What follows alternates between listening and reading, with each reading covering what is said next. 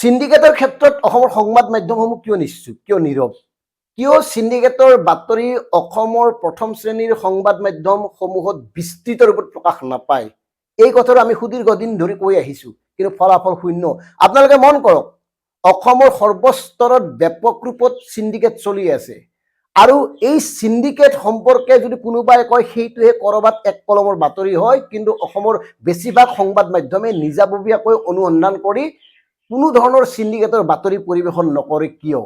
কিয় মানে আমি স্পষ্টভাৱে কৈছোঁ যে অসমৰ একাংশ সংবাদ মাধ্যমে নিয়মীয়াকৈ সিন্ডিকেটৰ ধন পায়, আৰু এই সিন্ডিকেট চক্ৰটোৱে এওঁলোকক মেনেজ কৰি আহিছে সুদীৰ্ঘ দিন ধৰি। সেইকাৰণে মাজে সময়ে কোনোবা যদি দল সংগঠনে বা কোনোবা যদি নেতাই সিন্ডিকেট কেন্দ্ৰিক বিষয়বোৰ কয়, তেতিয়া সৰুকে ক'ৰবাত, তাত বাহিৰে বেলেগ নকৰে। আৰু এইটোৱে হ'ল আমাৰ অসমৰ বৰ্তমান সময়ৰ কাৰণে অতি দুৰ্ভাগ্যজনক কথা। যি সিন্ডিকেটৰ বাবে কোটি কোটি টকা প্ৰতিদিনেই কলা বজাৰলৈ গৈ আছে, যি সিন্ডিকেটৰ বাবে মূল্যবৃদ্ধি ৰোধ হোৱা নাই, যি সিন্ডিকেটে গোটেই অৰ্থনৈতিক ব্যৱস্থাটোৰ খেলিমেলি কৰিছে, সেই সিন্ডিকেটৰ বাতৰি নকৰাৰ আঁৰৰ কাৰণবোৰ অসমৰ সাধাৰণ জনতাই এওঁলোকক সুধিব লাগিব। এতিয়া মন কৰক, অসমৰ ব্যাপকভাৱে প্ৰচলিত বাতৰি কাকত অসমীয়া প্ৰতিদিনত সাংঘাতিক ধৰণে সিন্ডিকেট কেন্দ্ৰিক অনুসন্ধানমূলক বাতৰি পাইছেনে? আমি আগতে কৈছিলোঁ যে সিন্ডিকেটৰ বাতৰি আগদিনা দিয়া বাতৰিটো পিছদিনা ডিলিট কৰিছিল প্ৰতিদিনে। ঠিক তেনেকে প্ৰাক চেনেলত কিবা ওলাইনে? ND24ত কিবা ওলাইনে? ডাঙৰ ডাঙৰ চেনেলবিলাক চাওক, NK টিভিত কিবা ওলাইনে? এই বাতৰি কাকত আৰু ডাঙৰ ডাঙৰ চেনেলবিলাকত কিয় সিন্ডিকেটৰ বাতৰি প্ৰকাশ নহয়, এইটো আটাইতকৈ গুৰুত্বপূৰ্ণ কথা। আৰু এই ক্ষেত্ৰত আমি DK স্পষ্টভাৱে জনাওঁ যে অসমৰ একাংশ প্ৰথম শ্ৰেণীৰ সংবাদ মাধ্যমে নিয়মীয়াকৈ সিন্ডিকেটৰ পৰা টকা পায়, আৰু এই গোটেই কাৰবাৰটো মেনেজ কৰে অসম চৰকাৰৰ এজন শীৰ্ষ পৰ্যায়ৰ প্ৰভাৱশালী মন্ত্ৰীয়ে। আৰু মন কৰিব, এটা কথা যদি আপোনালোকে লক্ষ্য কৰে গম পাব যে হঠাৎ যদি কোনোবা চেনেল বা কাকতে কিবা কাৰণত সিন্ডিকেটৰ বাতৰি বজায়, তাৰ কেইদিনমান পিছত কিন্তু মেনেজ হৈ যায় আৰু পিছত নাই। এই যিটো অংক দৰদাম, হয়তো কেতিয়াবা কমকৈ আছিল, দৰদাম কৰি বঢ়াই লয়, এনেকে চলে। গতিকে আমাৰ ক'ত কেনেকৈ উন্নয়ন হ'ব কওকচোন?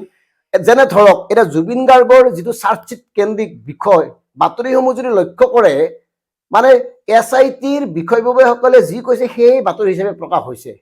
এওঁলোকৰ নিজাকে ক'বলগীয়া নাছিল নেকি? এওঁলোকৰ প্ৰশ্ন সুধিবলগীয়া নাছিল নেকি?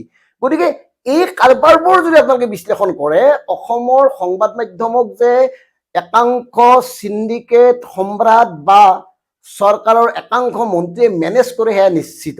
আৰু চৰকাৰৰ শ্ৰুতলিপি মতেহে একাংশ সংবাদ মাধ্যমে বাতৰি পৰিৱেশন কৰে। তেওঁলোকৰ নিজস্বতা একো নাই, মানে জাতীয় দায়বদ্ধতা একো নাই। তেওঁলোকৰ মালিকসকল ব্যৱসায়ী, তেওঁলোকৰ মালিকসকল ঠিকাদাৰ, তেওঁলোকৰ মালিকসকলে চৰকাৰৰ মুখপত্ৰৰ দৰে কাম কৰে, তাত বাহিৰে বেলেগ একো নহয়। গতিকে এইসকলক চিনি থব লাগিব। অসমৰ সাধাৰণ জনতাই এইসকলক প্ৰশ্ন সুধিব লাগিব, আৰু এইসকলে অসমৰ সাধাৰণ জনতাক উত্তৰ দিব লাগিব। কাৰণ গণতন্ত্ৰৰ চতুৰ্থ স্তম্ভৰ নামত এই ধৰণে যদি নীতিবিৰুদ্ধ কাম কাজবোৰ কৰে, অসমৰ সাধাৰণ জনতা হিচাপেতো আমি মনে মনে থাকিব নোৱাৰো, প্ৰতিবাদ কৰিব লাগিব। গতিকে আমাৰ স্পষ্ট কথা, DKB সত্যৰ স্পষ্ট কথা, এই ধৰণৰ সংবাদ মাধ্যমৰ ওপৰত আপোনালোকে চকা নজৰ ৰাখক। আৰু এটা কথাই জোৰ দিব লাগে, কিয় সিন্ডিকেটৰ বাতৰি প্ৰকাশ নাপায়, উত্তৰ দিয়ক। আমি আগতে কৈছোঁ, অসমীয়া প্ৰতিদিন কাকতে উত্তৰ দিয়ক, কিয় নুলিয়াই? প্ৰাক চেনেলে উত্তৰ দিয়ক, কিয় নুলিয়াই? NK টিভিয়ে উত্তৰ দিয়ক, কিয় নুলিয়াই? ND24 উত্তৰ দিয়ক, কিয় নুলিয়াই? অনুসন্ধান তেওঁলোকৰ নাই নেকি? নে অনুসন্ধানমূলক সাংবাদিকতা নায়েই, শেষ নেকি? আমি জনাত অসমৰ এনে কিছু সাংবাদিক আছে যিসকলে এই ধৰণৰ বাতৰি কৰি ভাল পায়।